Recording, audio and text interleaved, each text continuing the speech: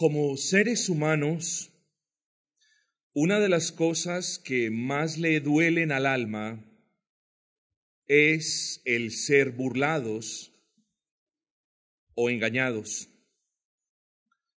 No obstante, creo que hay algo peor que eso, y es esto.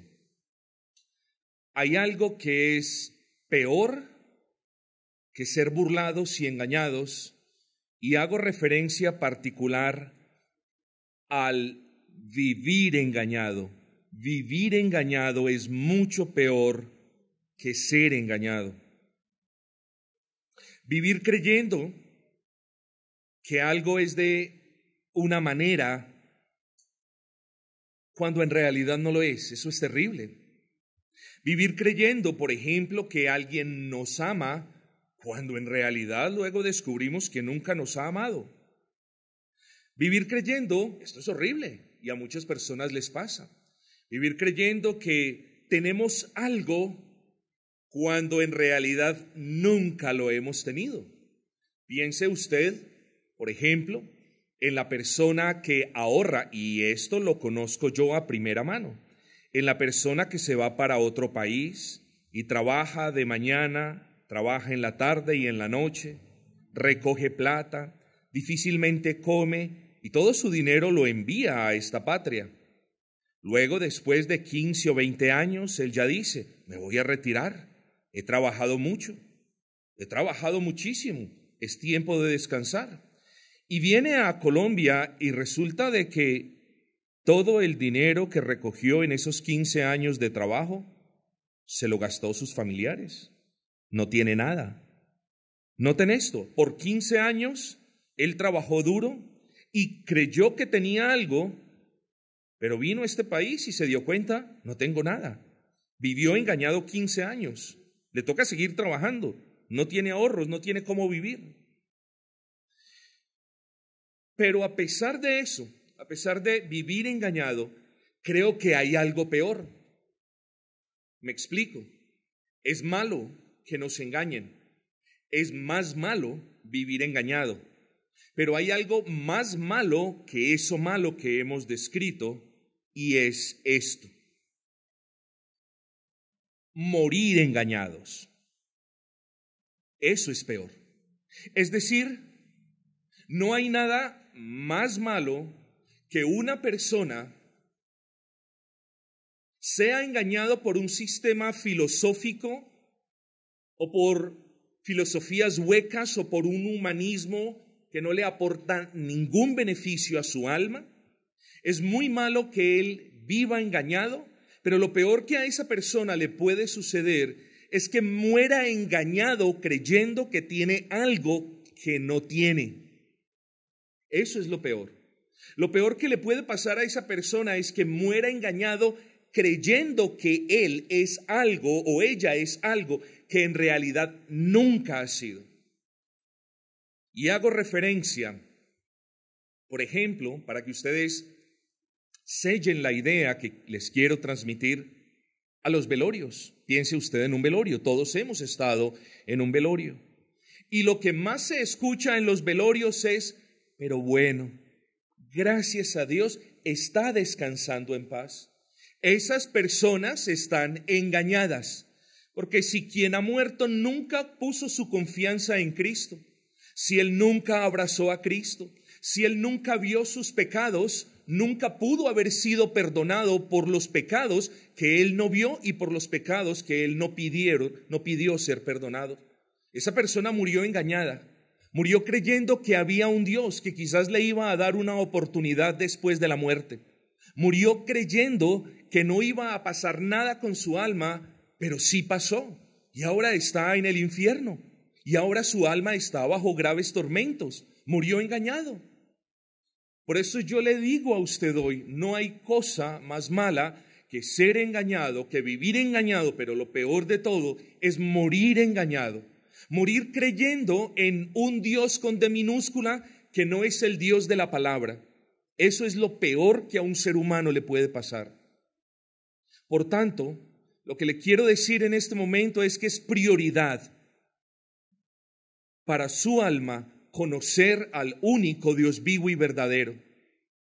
Y usted puede conocer al único Dios vivo y verdadero por medio de la lectura de la palabra, pidiéndole a Dios que abra los ojos de su fe, que usted pueda ver a Cristo y también pueda ver su propio pecado. Pídale a Dios que usted no sea engañado por esas huecas y vanas filosofías humanistas, y pídale a Dios que usted no muera engañado. Pídale a Dios que antes de que usted muera, usted pueda conocer a su Hijo de manera salvífica y usted pueda saber quién es Cristo y qué hizo Cristo por todos los que creen en Él y cómo resucitó Cristo y qué significa la resurrección de Cristo para usted. Es prioridad de su alma. No se deje engañar, no viva engañado, pero sobre todo, ruéguele a Dios que usted no muera engañado. El título que tenemos para el sermón en esta mañana, esa manera de oración, esa manera de exclamación: no quiero morir engañado, Señor. Ese es el título. No quiero morir engañado, Señor. Para tal propósito, hermanos, les pido que abran sus Biblias en el libro de Job,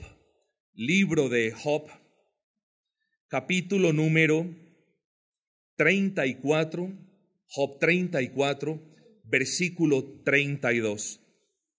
Job 34, 32. Un solo versículo no más, un solo versículo que puede ser aplicado a nuestros propósitos evangelísticos.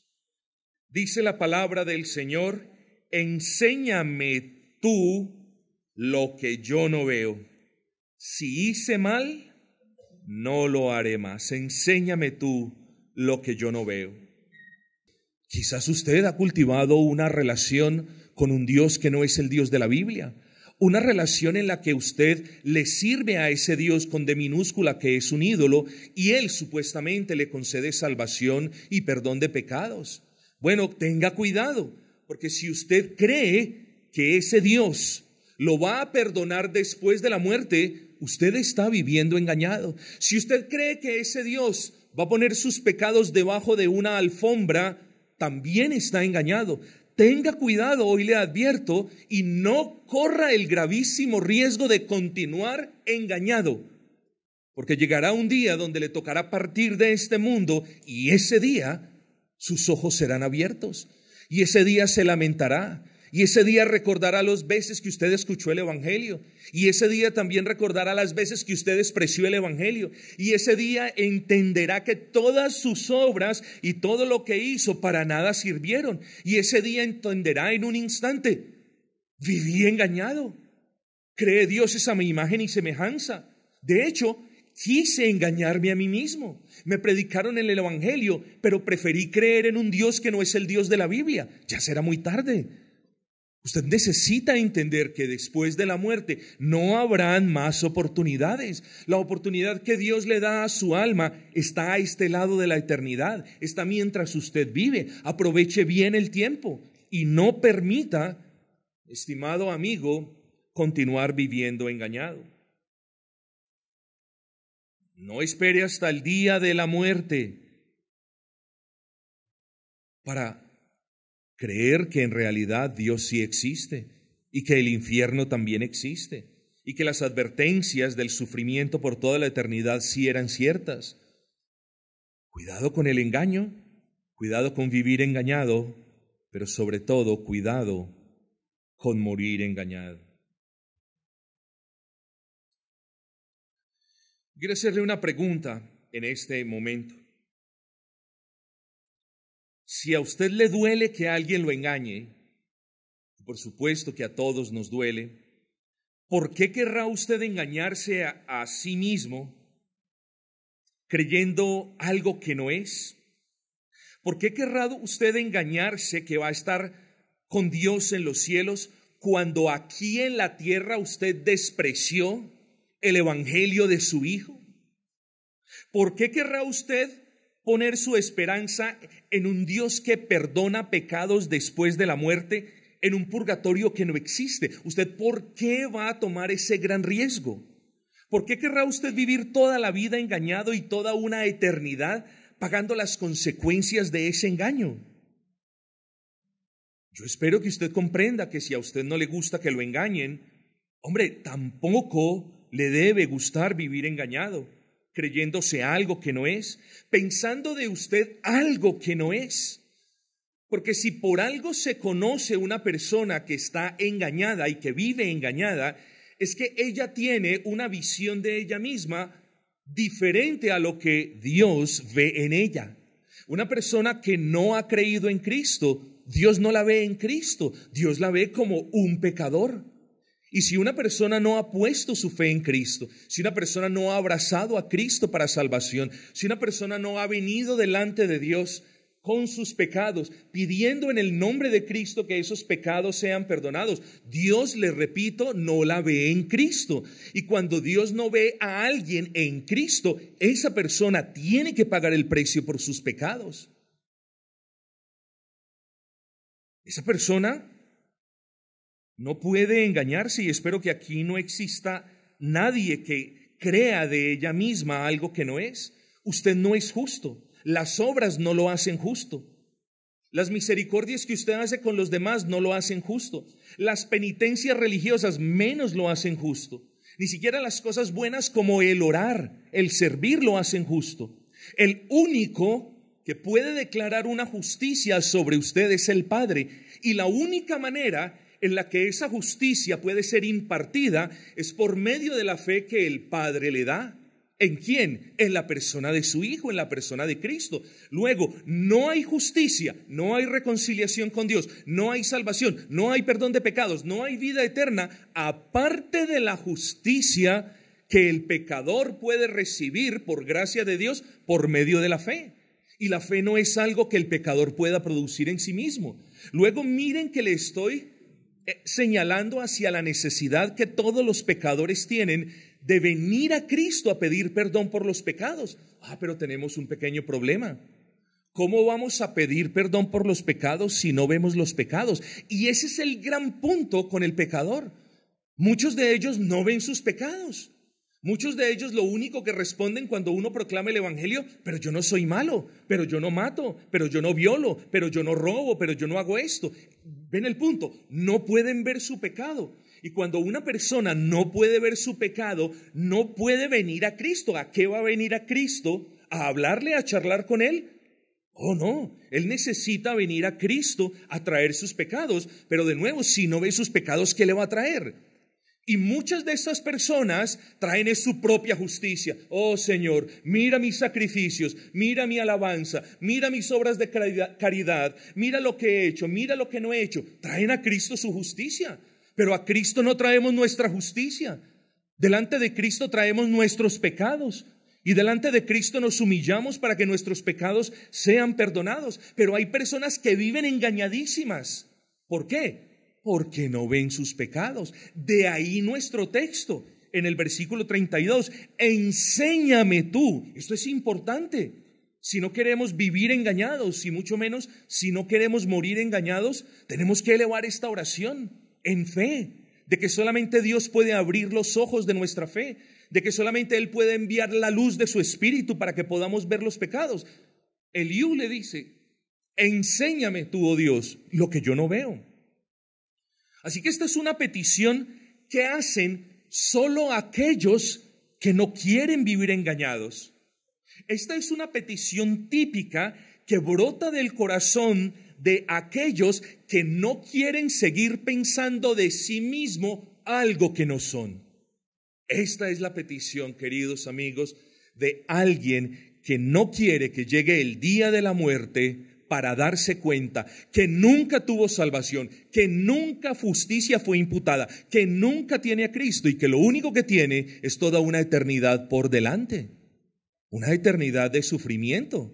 Eso es lo que Dios ha dicho. Amigos, somos buenos para enseñar. Venga, yo le enseño. Venga, yo le muestro. Venga, yo le miro. Venga, yo le doy. Oh, Eliú dice: enséñame. Miren la humildad con la que debemos venir a Cristo.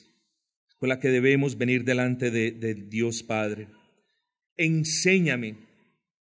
Ahí podemos ver la actitud de alguien que reconoce, que admite la posibilidad de no poder ver su pecado. Y quieren que les diga algo. Todos nosotros, todos los aquí presentes, los creyentes y quienes no han creído, debemos admitir esa posibilidad. Nunca ninguno de nosotros puede decir en ningún momento de nuestras vidas, no, esto no me compete a mí, no me corresponde a mí. Yo no tengo hoy por qué decirle al Señor, enséñame tú lo que yo no veo, porque lo veo todo. Tenga cuidado. Creyentes y no creyentes necesitan levantar esta oración delante del Dios Altísimo. Enséñame tú lo que yo no veo. Aquí no vemos en esta oración, aquí no vemos al pecador que se tapa los ojos y que evita ver su pecado. Aquí no vemos al pecador que hace un esfuerzo por ocultar el pecado. Y menos al pecador que vive engañado diciendo, en mí no hay pecado. El que dice, enséñame tú lo que yo no veo, es aquel que quiere conocer, que quiere ver su pecado con un propósito, queridos amigos, y ese debe ser su propósito.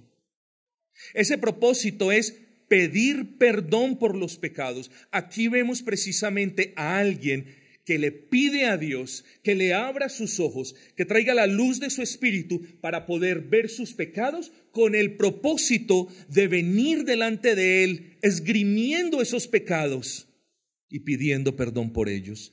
Eso es lo que podemos aprender en este versículo. Tenga cuidado, por favor. Por favor, no se engañe creyendo que en usted no hay pecado. Nunca crea delante de Dios que usted no necesita ver su pecado. Más bien sea humilde y preséntese delante de Él diciéndole, enséñame tú, Señor, lo que yo no veo. De lo que usted ve se debe arrepentir, pero quizás usted no puede ver algo de lo que necesita arrepentirse. De ahí que lo impulso, lo llevo a que mire la importancia de esta oración. Quizás en su vida hay algo de lo que usted deba arrepentirse y no lo ha hecho. Tenga cuidado de no vivir engañado creyendo que usted lo puede ver todo. En cierta ocasión, unas personas estaban pero muy engañadas, creyendo que podían ver sus pecados, y estas personas se acercaron al Señor Jesucristo y le preguntaron, ¿acaso nosotros somos ciegos también? Y Jesús les respondió, si fuerais ciego, es decir, si ustedes admiten que no pueden ver, dice, no tendríais pecado. ¿Sí notaron el punto?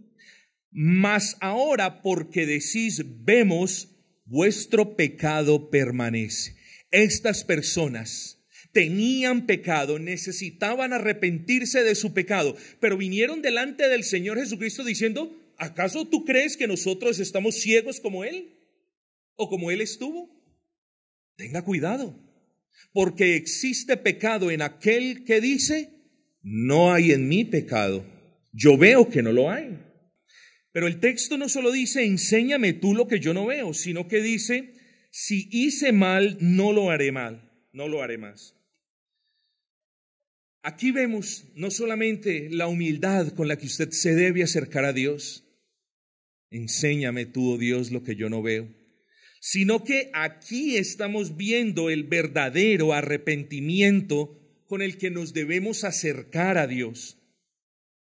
El verdadero arrepentimiento debe juzgarse en términos de un cambio de mente al respecto del pecado, un cambio de mente para con el pecado. Y este cambio implica que aquel que antes amaba el pecado, ahora lo aborrece. Este verdadero arrepentimiento implica que aquel que antes practicaba el pecado, ahora no lo quiere hacer más. Y precisamente el verdadero arrepentimiento se conoce por el ferviente deseo de no volver a cometer ese pecado. Note usted, pues, que si usted comete un pecado y lo vuelve a cometer y lo sigue cometiendo, y ese pecado comienza a ser arte y parte de su vida, usted no puede ser un cristiano que peca. Usted es una persona que vive en pecado, permanece en pecado. En usted no hay verdadero arrepentimiento, porque el verdadero arrepentimiento demanda un aborrecimiento por el pecado. El verdadero arrepentimiento demanda que uno no tenga el deseo de volver a hacer ese pecado, pero si usted está disfrutando ese pecado, en usted no hay un genuino arrepentimiento. Cuando Dios ha obrado verdaderamente en el alma de una persona y la persona peca, esa persona es la más amargada de todas. Esa persona no disfruta su pecado. Esa persona es triste a causa de su pecado. Tenga cuidado, querido amigo, porque aquí usted ve a un pecador que dice: Señor, enséñame tú lo que yo no veo, y cuando me lo muestres, Señor, ya no lo haré más. Eso solamente lo puede decir una persona en quien Dios ha obrado.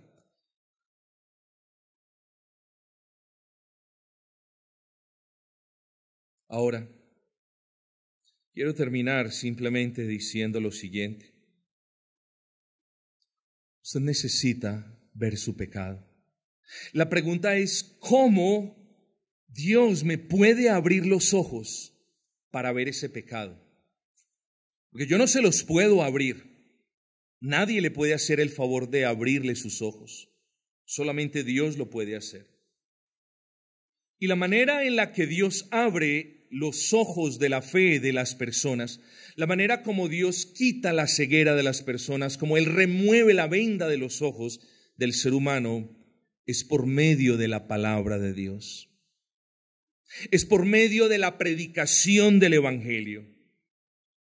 Y ese Evangelio es el que hoy proclamo en el nombre del Señor Jesucristo, con una esperanza, con la esperanza de que Él use aún la predicación de este Evangelio para que usted pueda ver el pecado que hasta ahora no ve. ¿Y qué es ese Evangelio? El Evangelio es la buena noticia. Es la mejor de las noticias que un pecador, quizás como usted, puede escuchar no solo hoy, sino en toda su vida. Eso significa la palabra evangelio en el original griego, la buena nueva, la buena noticia. Y es la buena noticia de que Dios envió a su Hijo Jesucristo para que todo aquel que en Él crea no se pierda, sino que tenga vida eterna, como lo dice Juan 3:16. Ese evangelio es una buena noticia que nos dice: no se ocupen por cómo ganar el perdón de Dios, ni se ocupen en intentar hacerlo. No se preocupen por eso, porque Jesucristo ya ganó los méritos, ya obtuvo los méritos mediante una vida santa y perfecta para ser imputados, consignados a la cuenta de quienes creen en Él. No se ocupen de intentar agradar a Dios en sus propias fuerzas. Ocúpense más bien en buscar a Cristo, quien fue el que por medio de una vida en perfecta obediencia ganó los méritos de nuevo para que usted los tenga. Ese evangelio es la buena noticia de que aún el más perverso de todos los pecadores o el más grande de todos los aborrecedores de Dios puede estar en paz con Él para siempre y disfrutar de Él por toda la eternidad. Ese evangelio es la buena noticia de que la segunda persona de la Trinidad, el Hijo Eterno, tomó forma de hombre hace más de 2000 años y nació sin pecado al ser concebido por el Espíritu Santo. Qué buena noticia es saber que nuestro Dios se hizo hombre para representarnos delante del Padre, que solamente admite la perfección en su absoluta esencia. Qué bueno es, porque si no, nosotros no tuviésemos esperanza. Qué buena noticia que el Dios de dioses y el Señor de señores haya encarnado. Y qué buena noticia es saber que ese Cristo tomó los pecados de todos los que creen en Él. Qué buena noticia es saber que Él tomó los pecados para pagar el precio que esos pecados merecen. Qué buena noticia es saber que no tenemos que pagar en el infierno por toda la eternidad la deuda infinita por nuestro pecado. Qué buena noticia es saber que ese Cristo la saldó. Qué buena noticia es saber que ese Cristo murió, no solamente tomó el pecado, sino que murió en gran sufrimiento y dolor por ese pecado. Qué buena noticia saber que Él tomó nuestro lugar en la cruz del Calvario. Eso es una buena noticia. Qué buena noticia es saber que cuando muera, yo no voy a soportar la ira de Dios por toda la eternidad. Es una buena noticia saber que en un espacio comprimido de 6 horas, el Señor Jesucristo sufrió todo el infierno, toda la eternidad en el infierno que nosotros merecíamos. Qué bueno que ya no nos va a tocar eso. Qué bueno que Él tomó nuestro lugar en el Calvario. Qué bueno que Él derramó su sangre inocente por nosotros para que la multitud de nuestras culpas fuese cubierta. Nunca piense, ay, qué pesar del Señor, qué pesar cómo fue maltratado. Esas fueron buenas noticias. Y esas son las buenas noticias que salvan. Porque cuando usted cree en ese Cristo que subió a la cruz del Calvario, tomando sus pecados, muriendo por sus pecados y resucitando para mostrarle a usted el camino al Padre que usted ya tiene garantizado, eso es una buena noticia.